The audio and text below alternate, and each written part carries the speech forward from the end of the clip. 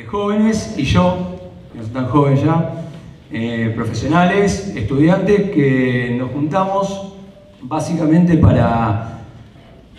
con el fin de llevarle a la gente una visión distinta de la economía, de la política en general, entendiendo de que muchas veces nos dicen que la economía es algo difícil, que no puede entender cualquiera, y la verdad es que la economía tiene conceptos que son muy básicos, que son muy sencillos y que básicamente esas variables que muchas veces la política manipula afectan la vida cotidiana de cada uno de nosotros, afectan la calidad de vida nuestra y sobre todo condiciona el futuro.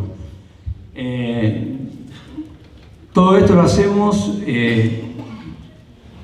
parados y fundados en un pilar fundamental, que es el valor de la libertad. Lo que intentamos llevar a la gente es el valor de la libertad como valor de una construcción no solo económica, sino también social, mucho más amplia, y que entendemos que es la base de un crecimiento como sociedad mucho más sólido y fundamentalmente libre. A partir de aquí empezamos hace un año a instalar.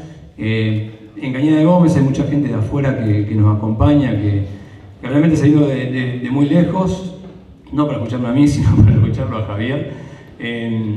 Y les contaba que en Cañada logramos en un año y algo instalar algunos temas en la agenda y en la discusión cotidiana que son, por ejemplo, el tema del gasto público, el déficit fiscal, cómo todo eso, la inflación, cómo se genera la inflación. Entender que nada de lo que viene del Estado es gratis, ese famoso Estado enorme, benefactor, al que todos le pedimos algo, y que sobre todo en épocas como esta, en las elecciones, vemos que nos dan gratis obras de teatro, nos dan obras en festivales, llenan los clubes de dinero. Hay que entender que todo lo que nos da el Estado no es nada gratis, todo sale del bolsillo de cada uno de nosotros. Básicamente, el Estado lo que hace, a través de la corporación política, es quitarnos el dinero a través de los impuestos en forma forzada y luego ellos decidir qué hacer con él. Entonces nos encontramos, por ejemplo, en nuestra ciudad, en Cañada, con un Estado que gasta, no sé, seguramente le pregunto a cada uno de ustedes cuánto gasta el municipio por año, el 95% no lo debe saber, pero gasta aproximadamente 580 millones de pesos por año, lo que representa básicamente una familia tipo, con la cantidad de habitantes que tenemos, un aporte de 80.000 pesos por año. O sea, le estamos dando básicamente 2 o 3 sueldos, depende de la calidad de trabajo de cada uno, se lo estamos dando al municipio para que ellos decidan qué hacer con ese dinero, decidan qué darnos. No dan 3 lunas, no dan corte 72, todo eso lo pagamos nosotros. Todo eso lo pagamos nosotros.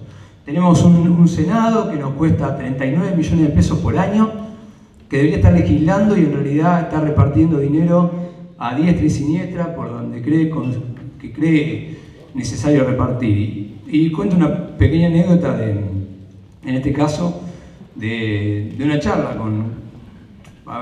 nosotros somos políticamente incorrectos, ¿no? Y la idea nuestra es llevarle a la gente las cosas como son. Con el senador departamental, y una persona que está acá presente le dice, vos sos senador, sos Papá Noel, porque no te veo legislando, o sea, nombraste 2 ciudades, capital del raviol, capital del mueble y no mucho más que eso, y sí te veo repartiendo plata. Y él respondió de una forma que en principio parecía cierta, dice, yo le doy a la gente lo que me pide, y la gente me pide plata, no me pide leyes. Y uno dice, bueno, sí, es verdad, le doy a la gente lo que le pide, pero eso está envuelto en un cinismo muy grande, porque la realidad es que la gente le pide plata o las instituciones le piden plata porque no llegan a fin de mes. ¿Y por qué no llegan a fin de mes? Porque el Estado nos lleva casi el 50% de cada cosa que pagamos en impuestos. Los servicios, la luz, el gas, tienen una carga impositiva enorme. Entonces, claro, ellos nos lo sacan, nos empobrecen, nos hace necesario a mendigarles 2 mangos y ellos vienen y nos lo devuelven. Nos devuelven nuestra plata, no la de ellos. No la de ellos. Entonces, bueno, eso es un poco lo que Idear intenta transmitir, intenta fomentar esta discusión, instalar estos conceptos que la gente se empiece a interesar, que la gente empiece a entender qué significa el Estado, cuál es el rol del Estado, hasta dónde debería llegar el Estado y fundamentalmente que le empecemos a exigir a cada uno de los políticos que son empleados nuestros. Son empleados nuestros, aunque parezca lo contrario, aunque parezca que esto es una sociedad feudal, donde todos trabajamos para darles casi en la mitad o un poco más de lo que producimos por año al Estado. Ellos son empleados nuestros. Eso tenemos que exigirles, que sean responsables en el gasto, que gasten menos, que no se endeuden, porque todo esto le puede traer aparejado lo que ya sabemos, endeudamiento, inflación y demás, que todo eso repercute en el bolsillo de ustedes. Así que bueno, no lo voy a aburrir más, simplemente era contarles qué es lo que hace Idear, y ahora voy a pasar a presentar a quien es el rockstar de la economía, y que bueno, que todos ustedes están acá para verlo a él y escucharlo, porque realmente como le comentábamos antes, la gesta libertaria que está llevando adelante, seguramente el valor de esto se va a ver en los próximos años, porque todos los jóvenes que están acá y que hoy se interesan por la economía, es gracias a lo que está haciendo Javier hace ya unos cuantos años. Así que bueno, vamos a darle bienvenida al licenciado Javier Milei.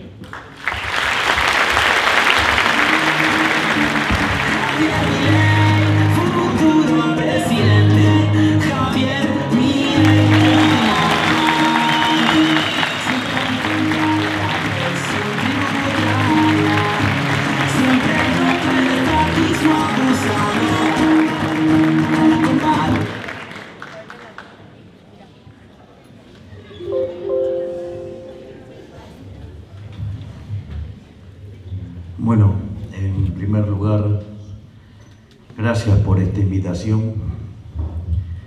Gracias por tanto error tipo 2. Siempre digo que el error tipo 1 es cuando uno hace todo bien y le sale mal.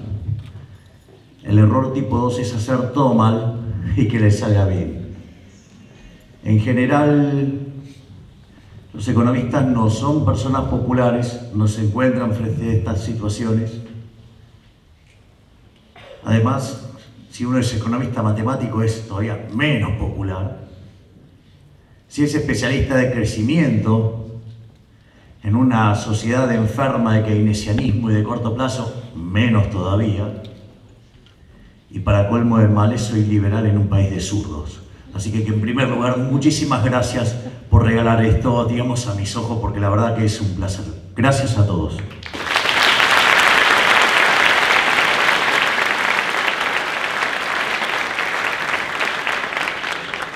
Como verán, digamos, ya desde la presentación más o menos se imaginan por dónde viene. Pero básicamente lo que yo vengo a contar es lo que yo llamo mi historia de amor con el capitalismo, que básicamente tiene 3 capítulos. El primer motivo por el cual, digamos, me enamoré del capitalismo como economista, con una clara intención de aferrarme a los datos y basarme en la verdadera evidencia empírica, es los niveles de productividad. Cuando uno mira los niveles de productividad es impresionante. Es decir, no hay lugar para la discusión, salvo en Argentina, que viven de espalda a los datos. Pero, digamos, en general, digamos, todo el mundo comprendió que el capitalismo es el sistema que ha logrado sacar más gente de la pobreza. Pero claro, cuando uno avanza en esto, se empieza a encontrar con un cuestionamiento donde señalan que el sistema no es justo, que no es moral, que no es ético. Entonces, uno lo que hace es profundizar en esa idea, y es el segundo capítulo donde uno empieza a ver, digamos, si el sistema verdaderamente es o no injusto.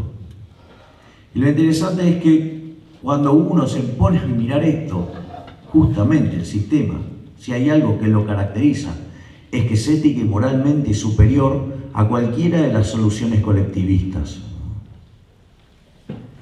Y como si todo fuera poco, la última etapa es un romance ya directamente desde lo estético. Entonces la presentación, básicamente yo lo que voy a describir es por qué primero nuestro enemigo es el Estado y que básicamente cualquier solución involucrada con el Estado es una solución violenta y que nada bueno de eso puede salir. Una vez que veamos eso, digamos, vamos a poder analizar justamente la productividad del capitalismo, su superioridad moral y por último remataremos con la cuestión estética.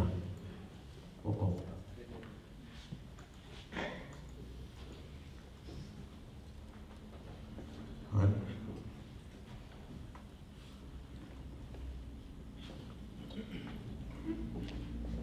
Ahí está, gracias. Sí. Entonces, lo primero que hay que comprender es básicamente la naturaleza violenta del Estado, ¿sí? Y ahí ya digo, en el propio origen de la palabra, digamos, impuestos, uno ya debería empezar a inferir que, digo, algo anda mal con esto, ¿sí? Porque en el fondo, o sea,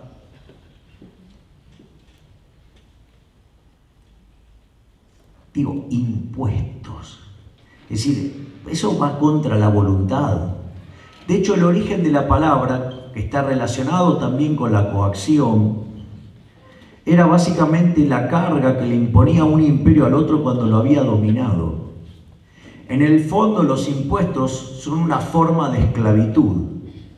De hecho, el 100% de impuestos es la esclavitud, número del cual nosotros no estamos muy lejos, ¿no? Porque para aquellos que están en blanco, la presión fiscal es del 70%. Es decir, en el fondo somos esclavos de una corporación política chorra, parasitaria e inútil.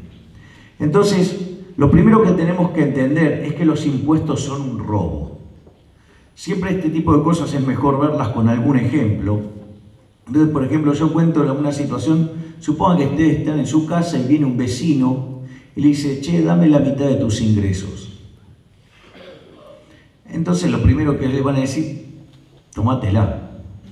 Sucede que al otro día llega el mismo vecino y le dice, dame la mitad de los ingresos. Te dije que no, pero no, yo acá tengo un papel que dice que me los tenés que dar. Entonces le dicen, ¿y quién lo firmó? Yo. Entonces los van a invitar a irse ya de una manera mucho más áspera, por decirlo de alguna manera. Al otro día vuelve el vecino, vuelve con un muchacho tipo Shaquille O'Neal con un bate y, digamos, le toca la puerta y mientras que el muchacho digamos, golpea el bate sobre su mano, le dice, dame el 50% de los ingresos. Miren, ustedes le pueden poner el nombre que quieran, pero es un robo. Y nada hay de distinto con lo que hace el Estado. Es decir, lo primero que hay que entender es que los impuestos son un robo, que los políticos son unos ladrones y que el Estado es una organización criminal. La organización criminal más grande de toda la economía, que es aún peor que las mafias, porque por lo menos las mafias cumplen con su palabra y además no tienen el monopolio de la violencia, tienen que competir, con lo cual, ¿sí? Digamos, la mafia es infinitamente mejor que ese organismo criminal que es el Estado. El segundo punto tiene que ver con una discusión que solemos tener los economistas. Bueno, yo no discuto, yo directamente cuando empiezan esto los mando al carajo. Y es, no, porque hay que recaudar impuestos que sean óptimos, impuestos que sean eficientes. No me importa nada, nada. Es una discusión que no me importa lo más mínimo. Es decir, que un impuesto es más eficiente, ¿para qué? ¿Para sacarme más plata? Lo único que me importa a mí es cuánto me sacan. Es decir, ¿cuál es el sistema impositivo que prefiero? El que me saque menos.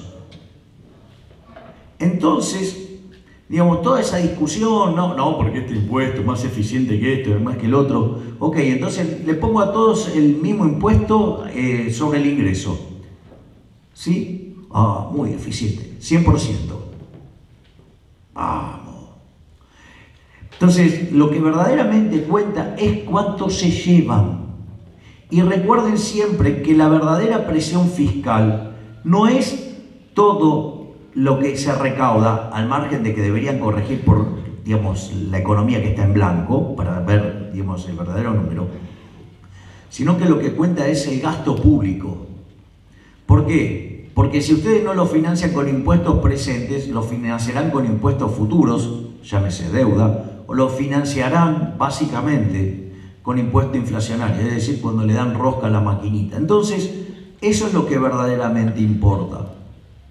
Entonces, lo que hay que comprender es que ese es el número a mirar y que, digamos, la forma, digamos, que elija, digamos, la careta que le pongan, la farsa que armen sobre cómo nos van a sacar la plata, sí, es un elemento de segundo orden. Lo que importa es cuánto nos afanan. Ese es el segundo punto. El tercer punto es: tienen que tener claro cuáles son los intereses de los políticos. A los políticos no les importa un carajo de ustedes. No les importa lo más mínimo. O sea, lo único que le importa al político es la elección, la reelección, la elección que sigue. Y quizás en algún momento, por alguna casualidad, hasta casi por error, podrían llegar a ocuparse de alguno de los problemas de ustedes. Esto básicamente, digamos, se desarrolló en la Universidad de Virginia, digamos, lo que se llama la escuela de Public Choice o de elección pública, donde básicamente dice: mire, los tipos que manejan el Estado tienen intereses propios, no son ángeles. Digo, lo cual es una boludez de un tamaño de una casa si vive en Argentina. Uno se hubiera dado cuenta solo, no necesitaba que lo hiciera Buchanan ni nadie por el estilo, y a nadie se le hubiera ocurrido darle el Nobel para darse cuenta que los políticos son unos hijos de puta. Pero digamos, al margen de eso, a mí siempre me gusta, para mostrar dónde está el foco de los políticos, es en un héroe que ha sido denostado, ¿sí? Que ha sido maltratado, que ha sido castigado, que es Al Capone. Digo, Al Capone, si yo lo pusiera en la sociedad de hoy, sería un trader, ¿no? Básicamente, le compraba alcohol a gente que lo producía y se los vendía a los que querían tomar alcohol.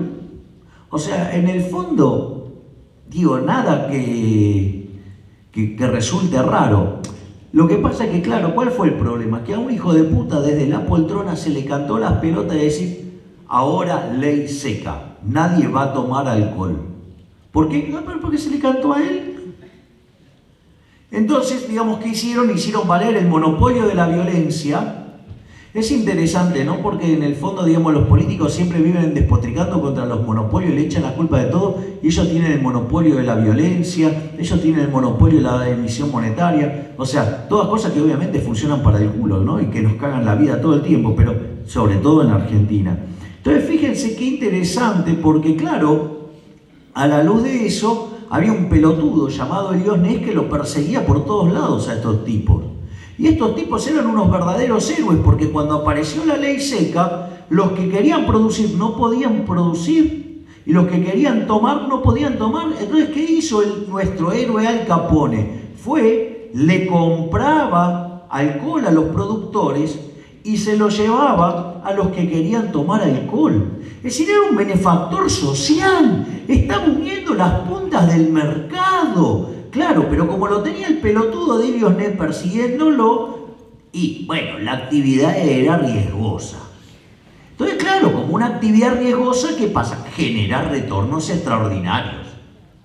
Y bueno, los muchachos ese quilombo lo resolvían a los tiros. Entonces, acorde a los enfermos del Estado, ¿sí? Al Capone era básicamente un traficante y un asesino. Sin embargo, Al Capone no fue preso ni por traficante ni por asesino. Fue preso por evadir impuestos. Es decir, Ustedes con los políticos pueden joder con cualquier cosa, menos con la guita de ellos, porque la de ellos no se toca. Acá la única vaca sagrada es el culo de los políticos.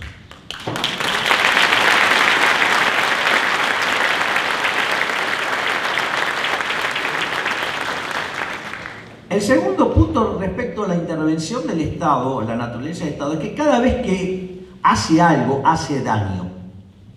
Siempre, siempre hace daño.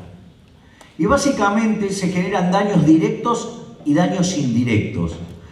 Por ejemplo, un caso muy interesante es lo que fue el cepo cambiario, ¿sí? Digamos que fue impuesto por Koinor en el segundo gobierno de la bipolar de Tolosa, también conocida como la sodomita del capital, o la líder espiritual de los resentidos Reloaded, porque digo, hubo otra a mediados de los 50, a mediados de la década del 40. Pero digamos, al margen de eso, digamos, una de las cosas que aprendimos en economía es que cuando ustedes tienen tipo de cambio fijo y emiten dinero, como en realidad la cantidad de dinero va a estar determinada por la demanda, todo lo que ustedes emitan, ¿qué va a pasar? Van a perder reservas. Entonces, no querían abandonar el tipo de cambio fijo, pero no querían perder reservas, consecuentemente, ¿qué hicieron? Pusieron un cepo. Eso causó muchos daños directos. Es decir, ¿por qué? Porque ustedes, digamos, si querían vender dólares, tenían que sufrir una terrible pérdida de capital. ¿Por qué? Porque el oficial estaba a 9,60 y el paralelo estaba a 16. Es decir, ustedes, digamos, si querían vender dólares, tenían que autoflagelarse vendiendo a un precio ridículo, fijado por un ignorante, digamos, que es tan pelotudo que llegó a decir que la Unión Soviética se cayó porque no tenía Excel.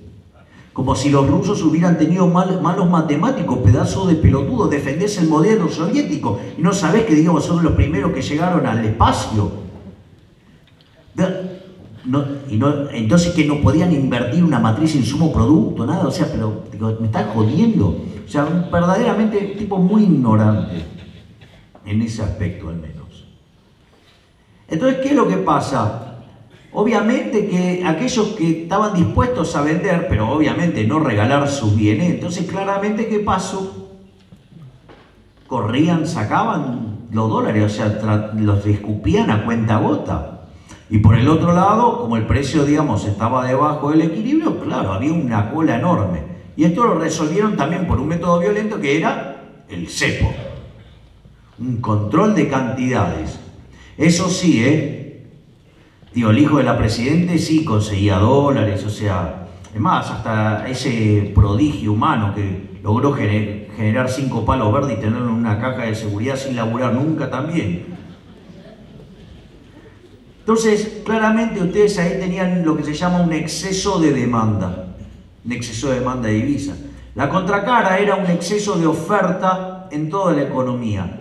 ¿Qué quiere decir esto? Que, por ejemplo, en el mercado de bonos, los precios de los bonos estaban bajos, por ende la tasa de interés era alta. Al ser alta la tasa de interés deprimía el consumo, deprimía la inversión, por lo tanto se generaba un exceso de oferta en el mercado de bienes. Argentina, digamos, Koinor habla, digo, poderoso el chiquitín, ¿no? Digo, porque con el mejor contexto internacional de la historia, con tasas nulas en un mundo financieramente integrado, con los términos de intercambio 30% arriba del primer gobierno de Perón, aún así logró que el PBI per cápita caiga. Y habla de lo que hay que hacer. Ese exceso de oferta en el mercado de bienes, ¿qué hacía? Claro, obviamente caía el PBI per cápita, pero digamos, la contraparte ¿cuál era? Que caía la demanda de trabajo. Por lo tanto, no se creaban fuentes de trabajo. ¿Cómo lo resolvió el kirchnerismo? Lo resolvió incrementando los empleados públicos. De 2,5 millones de empleados públicos nos fuimos a 4 millones. Con lo cual voló el déficit fiscal.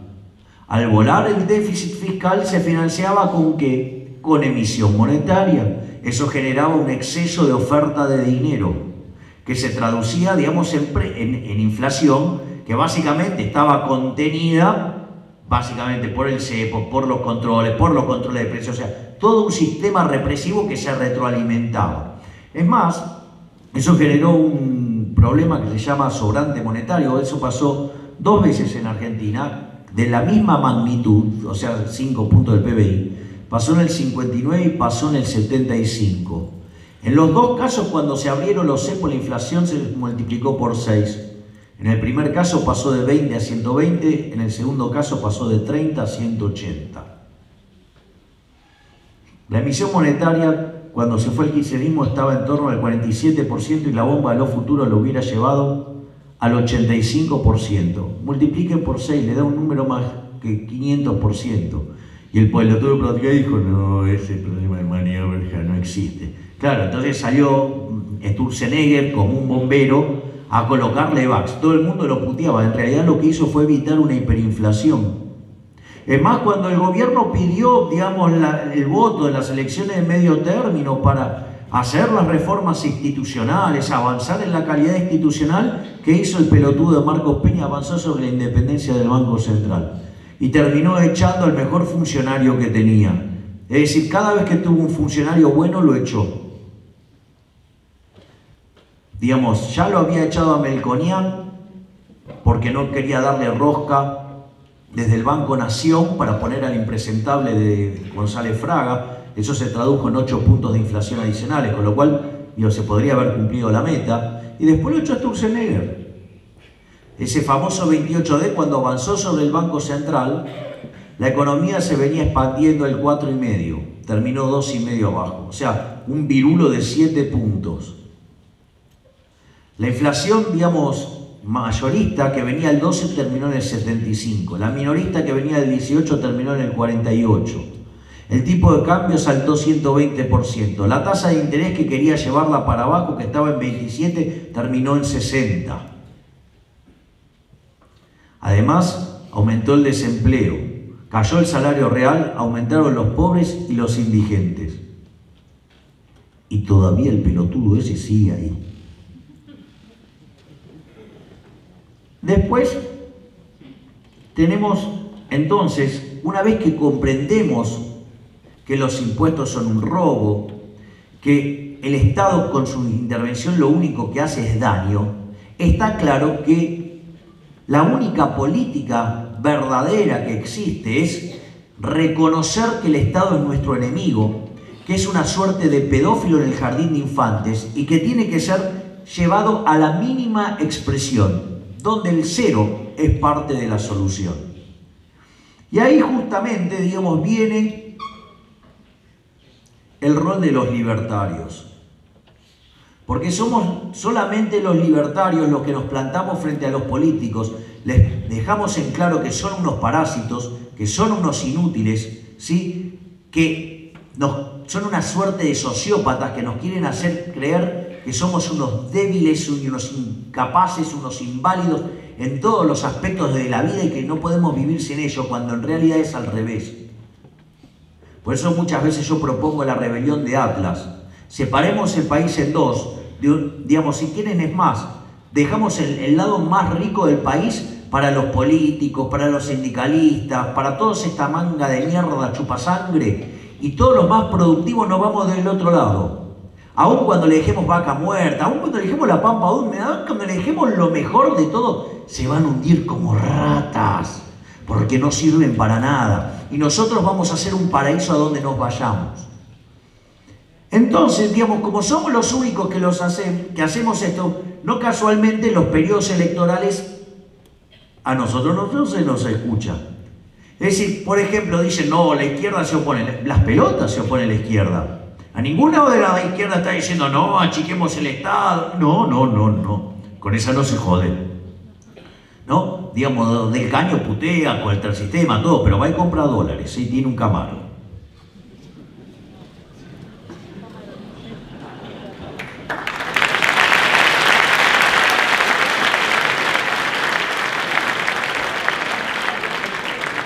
Entonces hay 3 líneas de libertario. Esto es importante verlo porque a veces ustedes pueden llegar a presenciar tremendas peleas entre libertarios dando vuelta. ¿Por qué?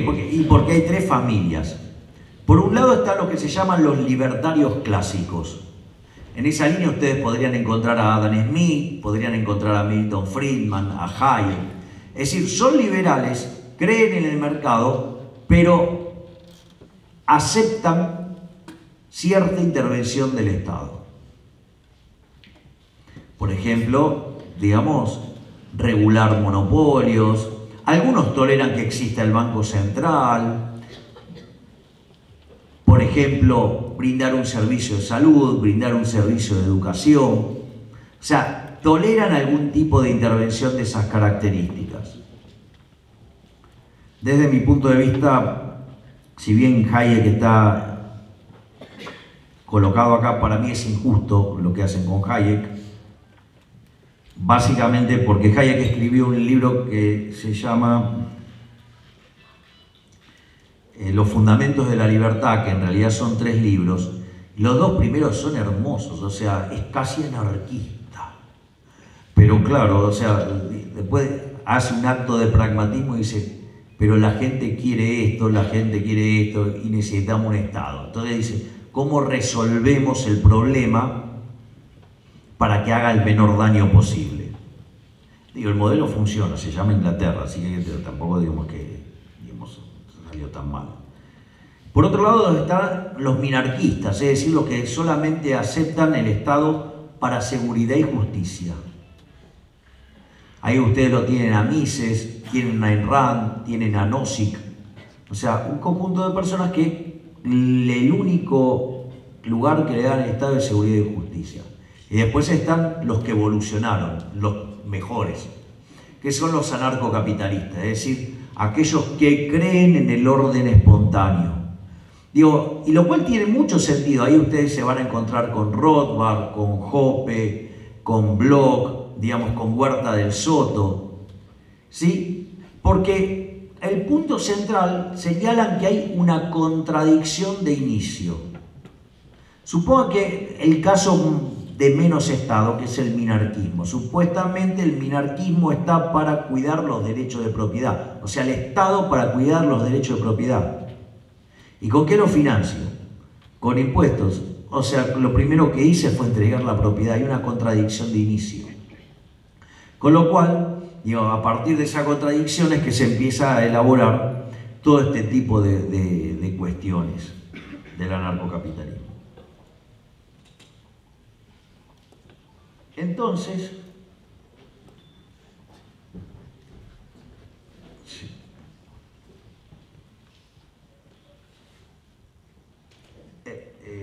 sí, ok, bien. Entonces, ahí tenemos que hay 3 formas de intervención. Está la violencia autística, digo, esa es la del socialismo real, o sea, el comunismo.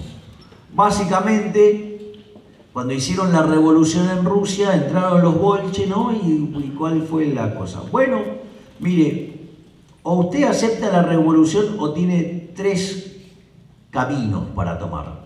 Una es, lo vamos a matar. Digo, esto no joda, porque estos hijos de puta se cargaron entre todos los lugares donde impusieron esta porquería 150 millones de seres humanos, ¿no? O sea, no es una joda. La otra es, le hacían una lobotomía o, digamos, lo mandaban a Siberia. Es decir, ustedes eran violentados sin ninguna contraprestación. El otro tipo de violencia es lo que se llama la violencia binaria.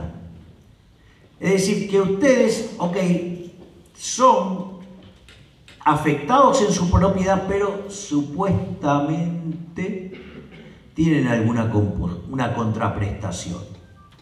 Entonces ahí, digamos, fíjense, en eso, por ejemplo, está el cobro de impuestos. Supuestamente ustedes pagan impuestos, el Estado les va a devolver algo.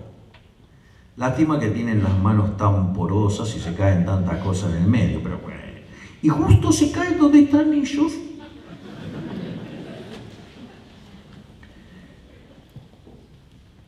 Es como que, nada, es como el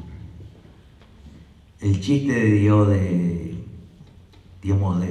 sacerdote y el rabino. Entonces dice, no, yo le dejo el 10%. El rabino dice, no, yo lo tiro para arriba. Lo que cae es mío. Digo, los políticos hacen lo mismo, tiran para arriba. Lo que cae de eso, cae todo cerca de ellos. Si no, pregúntele a Morales, tiene 35 que van levantando todo lo que cae. Un chiste, por favor, ¿no? Porque digo, ahora tengo que aclarar cuando hago chistes. Digo, bueno, a ver si todavía hago un ejemplo donde le digo que viene alguien y le pone una 9 milímetros y ustedes dicen que los estuve apuntando con un arma.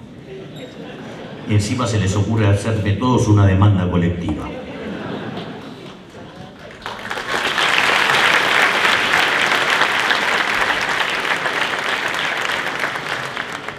Entonces, la realidad es que cuando ustedes, o sea, a mí me parece sumamente irritante cuando dicen contribuyente. ¿Qué contribuyente? Las pelotas, pagador de impuestos. Es decir, llamar contribuyente al pagador de impuestos es como que el violador llame a su víctima novia.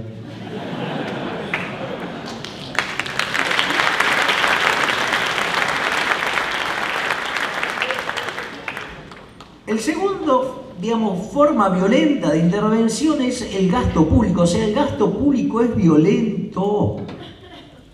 ¿Y por qué es violento el gasto público? Miren, yo les voy a contar un caso. Yo un día estaba en un canal, en América estaba, y estaba en el programa de Carnota, que es un periodista por el cual tengo mucho afecto, porque la verdad que es un gran tipo. Obviamente que se imaginarán que no toda la gente que me encuentro por la televisión es buena gente. Y lo interesante es que justo yo estoy ahí y le hacen una nota a Larreta. Y entonces se pone a hablar y dice, no, porque nosotros hicimos con la obra pública, estamos impulsando el empleo, el crecimiento. Claro, la cara mía se desfiguraba toda. Digo, ya me salía espuma por la boca, estaba como loco. Entonces Fernando no tiene otra cosa que decirme, ¿y vos qué opinás de esto? O sea, obviamente ya había salido del aire. Digo, uno no puede, estando en el estudio, atacar al que está en el móvil, porque el que está en el móvil recibe con delay la señal. Entonces es absolutamente injusto, o sea, es una cosa que no se hace. Entonces, y además, o sea, no me voy a poner a pelear en el medio del programa, digo, le hago explotar el programa, o sea, le genero un problema. Entonces, me pregunta, ¿qué opinas? Que todo lo que dijo está todo mal, que es un ignorante. Me dice, ¿por qué no se lo dijiste antes? Si querés ponerlo al aire, pero te va a explotar el programa, te lo voy a hacer pelota. Porque ya pasó otra vez, había pasado otra vez que justamente estaba un funcionario explicando las bondades del gasto público y le pegué una paliza de novela y llamaban a la producción, callen al hijo de remil puta de Milei, callen al hijo de remil puta de Milei. Eso para que sepan las cosas que pasan, o sea que este gobierno ya ni los modales se está respetando. Pero digamos, al margen de eso, fíjense, el caso de la obra pública, no, porque la obra pública genera empleo, mentira. Es todo falso. Yo les hago una pregunta, ¿ustedes creen que la obra pública que se financia con, no sé, cae maná del cielo? Se financia con impuestos, es decir, presentes, futuros, o sea, deuda o emisión monetaria. Esto quiere decir que para financiar esa obra pública le estuvieron metiendo la mano en el bolsillo a ustedes, bueno, a mí también, obvio, ¿sí? Entonces, ¿qué es lo que pasa? Cuando ustedes, digamos, tienen menos plata en el bolsillo, van a consumir menos, con lo cual se pierden puestos de trabajo en otra parte de la economía. Se llama la falacia de lo que no se ve. Los que se quieran divertir con estas estupideces que dicen los políticos todo el tiempo, allá afuera, digo, seguro que está el libro La economía en una lección de Hazlitt. Explica todas estas mentiras. Entonces, ¿qué es lo que pasa? En realidad no es que creó puestos de trabajo, en realidad los reasignó. Ahora, el punto es que si eso no existía es porque la gente no lo quería. Con lo cual le están sacando plata a la gente para hacer cosas que quería con su plata, para hacer lo que a un tipo, digo, desde la poltrona se le ocurre. Es más, digamos, o sea, en el fanatismo keynesiano que tiene Larreta, había una frase de Keynes que decía, hagamos pozo de día y tapémoslo de noche. Él rompe las calles de noche y las hace de día. Entonces vos tenés la sensación de que ya hay calles que ya le hicieron 3 veces. Pero ¿qué es lo que pasa? El problema es que ustedes están destruyendo puestos de trabajo en otro lado, además, no solo eso, sino que no se está gastando lo que ustedes quieren, y como si todo esto fuera poco, nunca la obra pública es eficiente. Siempre hay manos porosas. Entonces, claramente, eso además hace que cuando ustedes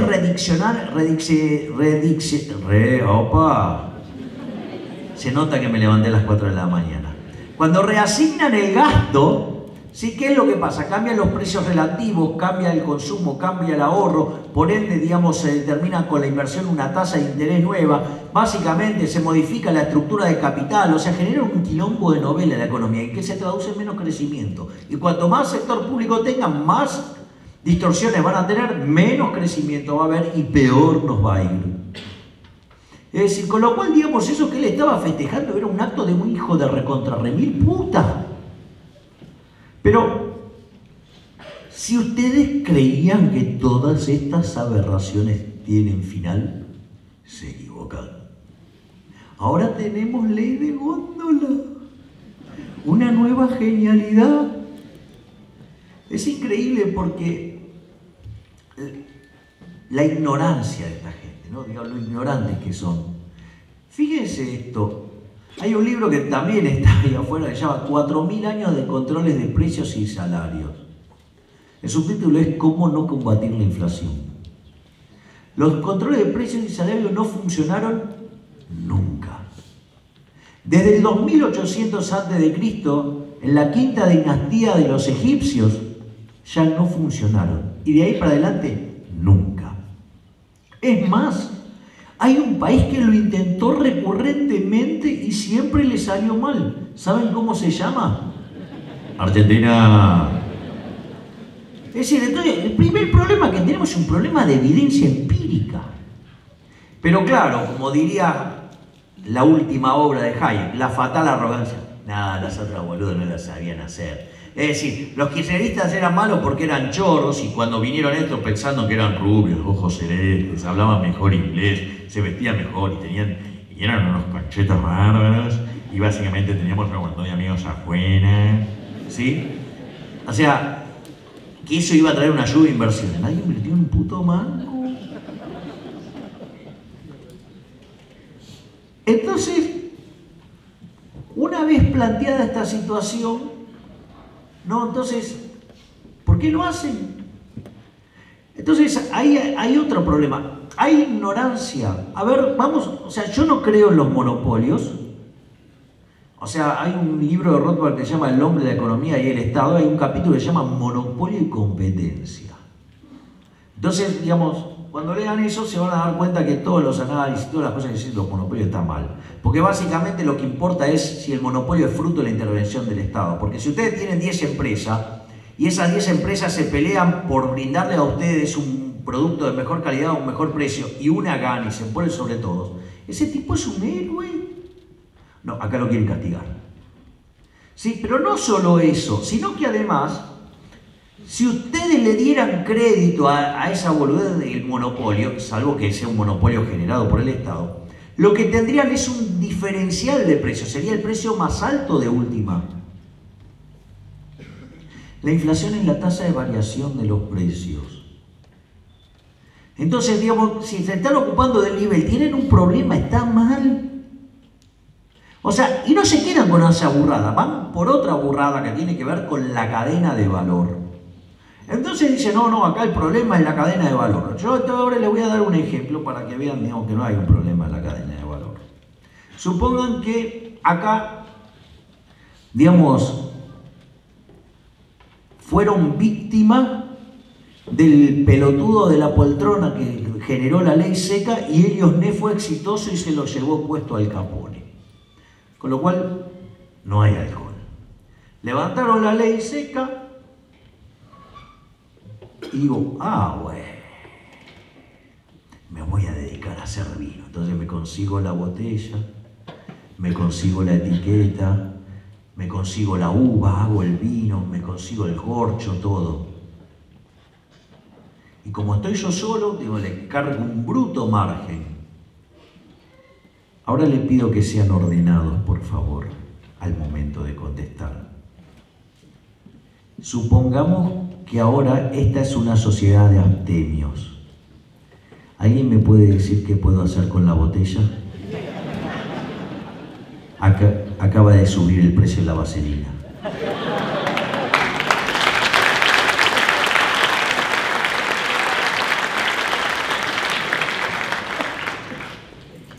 Ahora, ustedes dirán, bueno, ¿por qué no lo saben? ¿Qué sé yo? No sé, esto está en un libro que se llama Principios de Economía de Menger, de 1891. O sea, ¿y por qué siguen insistiendo con las otras pelotudeces? No lo sé. Bueno, sí, me lo imagino. Pero fíjense esto, porque ahora quiero ir a la parte medular. ¿Cómo funciona el sistema? El sistema, básicamente, después vamos a ver que son 5 instituciones las del capitalismo, pero supongamos que hago un intercambio con Iván, un intercambio voluntario. Entonces, yo le entrego un bien y él me da a cambio dinero. Dinero en cualquiera de sus formas, digamos. O sea, podría ser otro bien que labure como dinero, no sé, el lino, el oro, no sé, el que quieran, el tabaco, cualquiera de esos. Me da lo mismo. Dicen que en la hiperinflación de Alemania usaban clavos y en un momento se llegó a usar el whisky. Friedman dijo, esa es la definición más líquida de dinero que conocí en mi vida. Entonces, ¿qué es lo que sucede? Hacemos una transacción y esa transacción, ¿qué hace? Fija un precio, o sea, es un registro histórico de la transacción que hice con Iván y eso se convierte en una señal y esa señal viaja a toda la sociedad. Cuando pasa eso, los individuos empiezan a coordinarse respecto de esa señal. Entonces va a haber algunos que van a querer comprar y hay otros que van a querer vender. Y si los deseos de compra exceden a las ofertas, ¿qué va a pasar? El precio va a subir y en su defecto va a bajar, es decir, se van a producir ajustes. Y estos ajustes van a continuar ¿hasta qué punto? Hasta que la cantidad de gente que quiere comprar y la que quiere vender, digamos en términos de cantidades, sea igual. Con lo cual es muy importante cómo funciona el sistema de precios. Entonces, ahora, ¿qué es lo que pasa? Yo no le puedo vender este supuesto bien a Iván si yo no soy el dueño de la cosa. Es decir, uno de los motivos por los cuales se cae el socialismo es básicamente por no poder hacer cálculo económico. No pueden hacer cálculo económico porque no hay derecho de propiedad. Si ustedes no tienen derecho de propiedad, ¿cómo carajo le vendo? ¿Sí? Digamos a Iván, no sé, este mouse. No puedo, si no es mío. ¿Y a qué precio se lo vende? A cualquiera. Con tal que me dé algo, me lo llevo. ¿Se dan cuenta dónde está el problema? Es decir, una de las cosas por las cuales los soviéticos estaban sumamente preocupados todo el tiempo era cómo conseguían precios. O sea, era una obsesión que tenían. Y claro, porque no podían hacer cálculo económico. Obviamente que si ustedes si no respetan los derechos de propiedad, digo, están jodidos. Si encima además el Estado se mete en el medio, ejemplo, fijando un precio, congelando precios, además distorsionan mal la señal. Con lo cual, cuando ustedes distorsionan la señal, coordinan para el carajo y los ajustes se dan en la dirección opuesta. Es decir, no por nada todos los controles de precios terminaron en desabastecimiento. Me encantó la señora Susana Jiménez el otro día diciendo, yo estoy a favor de los controles de precios. Hija de puta. Yo le voy a decir a Carrió, ¿por qué no va y habla con los de Telefe para que le baje el caché a ver qué hace? Digo, claro, porque digamos, con la ajena somos todos generosos. Claro, y como los que se dedican a la actividad comercial es un número más chico, la lógica de las mayorías es, hagamos mierda a ese. Miren qué interesante, a la señora Carrió no le molesta a la abanderada de la República, no le molesta nada meterle la mano a los productores en el bolsillo. Eso sí, cuando a ella le hablaron de tocarle la de los pasajes, puso el grito en el cielo. Vamos. Es decir, eso es lo que tienen que entender, es que los políticos todos son una mierda, todos. Porque esa actividad tiene un vicio de origen. Entonces, fíjense, ustedes dirán, no, bueno, pero esto es ahora. No, esto ya lo hizo antes el gobierno. Es decir, están dispuestos a hacer cualquier cosa con tal de no tocarla de ellos. Cuando se empieza a complicar el escenario internacional, nosotros teníamos un déficit de cuenta corriente muy grande, o sea, un déficit externo. Obviamente que lo financiábamos con mucha deuda. ¿Cuál es el punto? Que cuando cambian las condiciones internacionales y las tasas empiezan a subir en el mundo, ese financiamiento es menor, con lo cual hay que sustituir el ahorro externo con ahorro doméstico. Y acá pueden ahorrar o el sector privado o el sector público. El sector privado, de cada 10 pesos que genera, ahorra 5. Somos el país que el sector privado más ahorra en el mundo. Lo que pasa es que, claro, tenemos la mitad del PBI, entonces sumamos 25 puntos de ahorro. Y como tenemos un déficit que está en torno a los 10 puntos, cuando tomamos las cuentas bien hechas entre nación, provincia, municipio y la posición de letras del Banco Central, ¿qué es lo que pasa? En ese contexto quedan 15. Por eso la inversión es una miseria. ¿Por qué? Porque el fisco se come el ahorro. Entonces, había que hacer un ajuste. O ajustaba el sector privado o ajustaba el sector público. ¿Qué hicieron? Devaluaron. ¿Para qué devaluaron? Para empobrecernos a todos medidos en dólares y para que de esa manera consumiéramos menos. Lo que no se dieron cuenta es que se le fue al carajo el número de pobres e indigentes. Pero la de ellos no se toca. Y como no les alcanzó, ¿qué hicieron? Además, este presidente que dijo que iba a venir a bajar los impuestos, nos subió los impuestos. Este presidente que dijo que iba a venir a sacar las retenciones, sí usó al campo para que le pusiera 8.000 palos por si llegaba a haber una corrida al inicio, y al otro año dejó de bajar las retenciones. Y después pusieron retenciones ahora a todas las exportaciones. Faltan dólares y castigan con impuestos al que lo genera. Y para colmo de males, uno se tiene que bancar ese hijo de remil puta de Gerardo Morales diciendo, no, 10% es poco, debería ser el doble. Claro, es decir, hay que hacer un esfuercito. Hijo de puta, tiene 35 familiares en el Estado, ¿por qué no lo haces vos, la concha de tu madre?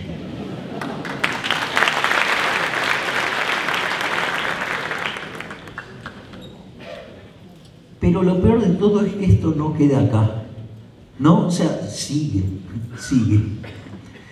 No me di cuenta de traer los antidepresivos Milei, me llenaba de guita. Entonces, fíjense lo interesante.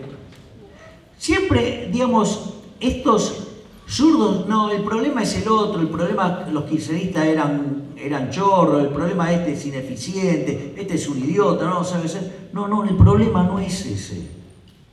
El problema es la idea, el problema es el socialismo.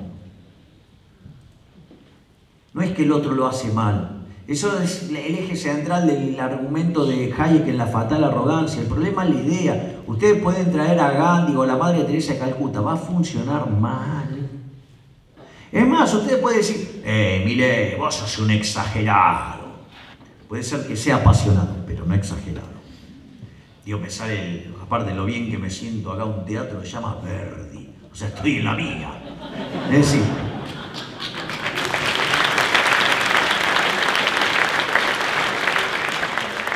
ustedes se ríen, creen que lo digo como un chiste y lo digo en serio.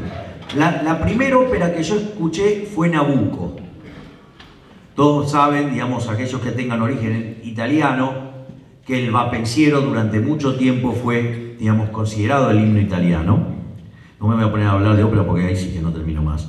Pero, es más, en mi programa de radio, la cortina es con un área de la ópera Nabucco que es Cadrán, Cadrana y Perfi, o sea, caerán los impíos como langostas.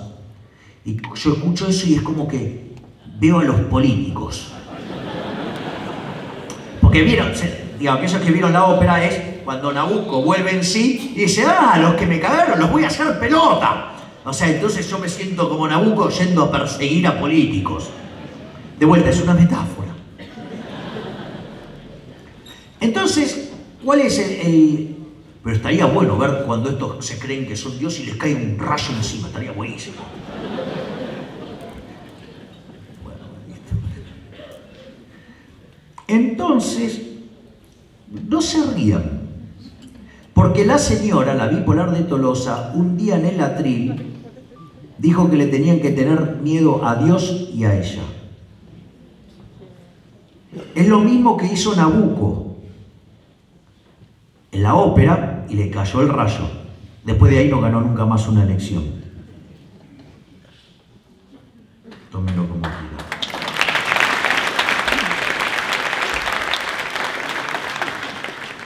Con lo cual se imaginarán, digamos, como estoy acá, estoy como en mi salsa, o sea, veo a Verdi, veo a Verdi, casi le doy un abrazo al cuadro que hay ahí. Entonces, digamos, hay 4 formas de gastar. Ustedes pueden gastar la propia o la de otros, y la pueden gastar en ustedes o en otros. Sin lugar a dudas, la mejor forma de gastar el dinero es gastar la de ustedes en ustedes mismos. ¿Por qué? Porque ustedes saben lo que les costó pelarse el culo para ganarla. Y claramente ustedes saben en qué la quieren gastar. Porque miren este caso, supongo que yo les pongo un agente fiscal que gaste exactamente lo que ustedes quieren. Van a estar peor, ¿saben por qué? Porque a ese agente fiscal hay que pagarle. Con lo cual no hay nada mejor que gastar el dinero de uno mismo en uno mismo. O sea, disfrutar el fruto del trabajo. Es decir, me rompí el lomo laburando, me la quiero gastar yo. Digo, por este tipo de cosas me acusan de egoísta, insensible, una cantidad de cosas que me dicen. Y se ponen del lado de ponerle la pistola en la cabeza a otra persona, de vuelta metafórica, ¿sí?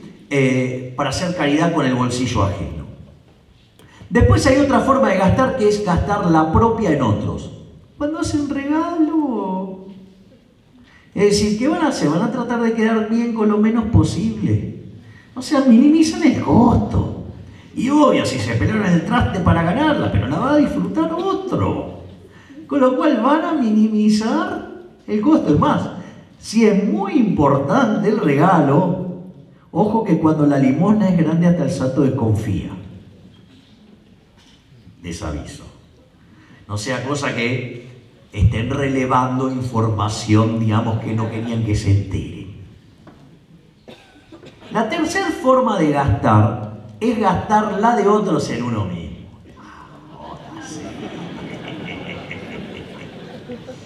Mire, la cantidad de ejecutivos que yo he visto que cuando viajan por la empresa no viajan en ejecutiva, viajan en primera. Y los escandaletes que hacen si no suben en primera. Tuve la posibilidad de verlos, de irse de vacaciones con la familia. Todos en el gallinero. Es decir, cuando es la de otro, digo, gastan a lo loco. Es decir, van al restaurante, ahora no miran el lado derecho del menú, miran el izquierdo. Claro, porque paga otro. Es decir, fíjense esto. ¿Ustedes recuerdan lo que eran los actos de la sodomita del Capital mientras que era presidente? Se venía abajo, era una cosa impresionante. Desde que se fue, los actos lo tenía que pagar con la propia, eran muchísimo más modestos. Y el día que habló en la cancha de Racing me parece que lo pagaron la gente de La Matanza. Vamos muchachos, con la ajena son todos generosos. Es decir, Rothbard decía en una frase, es increíble el nivel de generosidad que tiene la gente cuando tiene que gastar la ajena. O como le dije yo un día a Fantino, haciendo referencia a Prat Guy, con el culo ajeno somos todos putos.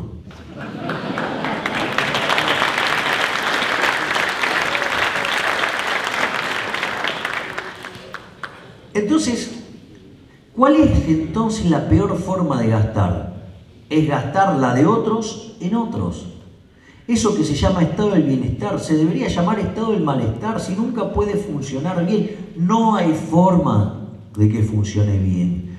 No hay forma. Porque está gastando la plata el que no la generó, entonces la despilfarra. Y como además no saben quién la gasta, también la gasta para el culo. Está todo mal, es todo inmundo. Yo recuerdo que un día y no me salió gratis esto, porque era jueves y yo, digamos, me suelo acostar durante la semana muy tarde, ¿sí? Y me levanto muy temprano, pero muy temprano. Pero, digamos, llego a mi casa, necesito estar tranquilo, por lo menos para descansar. Al señor Larreta, que le encanta hacer populismo y trata de seducir a los votantes de izquierda, ¿qué hace? Hace un festival. Claro, todos los vagos estaban ahí. Obvio, si los pelotudos que laburamos necesitábamos estar durmiendo. O sea, el tipo estaba usando mis impuestos para romperme las pelotas. Y como si todo esto fuera poco, yo tengo 5 perros. Y como no soy un tipo de guita, obviamente vivo en un departamento, digo, o sea, con lo cual dividí, digamos, 50 metros son para mí y los otros 90 son todos para ellos. Obviamente los pobres nenes se me alteraban. Yo corriendo, tratando de contenerlos, el quilombo que era, nadie podía dormir, claro. Si era una fiesta para los vagos que se rascan. Obviamente lo puteé por Twitter hasta el cansancio. O sea, creo que algunos tweets tuvieron casi... Hubo uno que llegó como a 24.000 likes. Ahora este hijo de remil puta, digamos, me manda que todos los días a la 1 de la madrugada se ponen a compactar la basura justo en la esquina de mi casa. Pero no son como los kirchneristas, ¿eh? No. Ellos no mandan la FIP. No. Entonces, pasado eso, después está el tema de la corrupción. Esto es interesante. O sea, si hay algo que a mí me pone en el gorro, obviamente que ya no lo hacen mal los periodistas y los políticos cuando me ven. Que estaban todos súper excitados. No, porque ahora los que pierden son los empresarios. Esta vez la justicia funciona. Va a caer sobre los empresarios. Es interesante, ¿no? Porque ¿cuánto sería la coima? Quiero que me contesten todos así, bien enérgico, como sería un coro a la Verdi o un coro a la Bellini. Tipo los coros de Norma, así quiero, ¿eh? Entonces, si la obra pública fuera cero, ¿cuánto podrían pagar de coima? Gracias. Entonces, básicamente, lo que hay que entender es que los empresarios no pueden comprar favores que los políticos chorros no tienen para vender. El problema siempre es el Estado. Entonces ustedes dirían, ¿pero qué? ¿No hay corrupción en el sector privado? Sí, pero tiende a desaparecer, tiende a ser minimizada. ¿Por qué? Suponga que ustedes son un productor y compran insumos y los transforman en productos y después los venden. Supongan ahora que tienen un comprador corrupto. ¿Qué es lo que hace un comprador corrupto? Paga por ese insumo más caro de lo que corresponde para llevarse la diferencia al bolsillo. Esto quiere decir que cuando ustedes salen al mercado, primero no estarían ganando toda la plata que tendrían que ganar, con lo cual en el proceso de acumulación se quedarían atrás. Eso hace que a la postre quiebre. Alternativamente, otra cosa que podría pasar es que aparezca un competidor y descubra que podría generar ese mismo producto de misma calidad a un precio más bajo. O que al mismo precio podría generar uno de mejor calidad. O las dos cosas a la vez. Con lo cual, ¿qué va a pasar? Van a quebrar. Es decir, si ustedes no son eficientes controlando eso, el mercado los va a castigar y van a ir a la quiebra. Con lo cual, más vale que se van a ocupar claramente de que esto no pase. Es decir, claramente esto no va a pasar. ¿Por qué? Porque si no pagan el costo ustedes. Es decir, y no se reparte socialmente. Sin embargo, cuando es en el sector público, la cosa es totalmente distinta. Porque ¿cómo se financian? Se financian con impuestos, es decir, con una fuente coactiva. Laburen bien o laburen mal, ellos cobran igual.